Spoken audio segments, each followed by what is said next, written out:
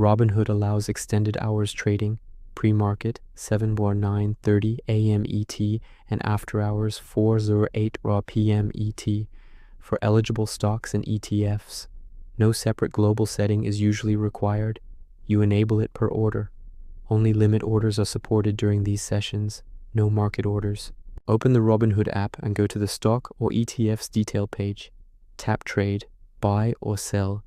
Enter the number of shares, whole shares preferred, fractional availability is limited.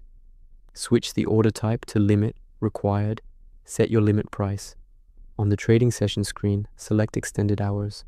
Choose time in force, for example, good for day or GTC, and review and confirm the order.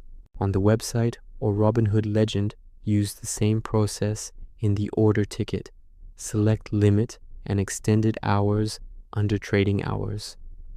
Notes: orders execute only if the limit price is met during extended hours. Liquidity is lower and spreads wider than regular hours, increasing risk. Some securities may not be eligible.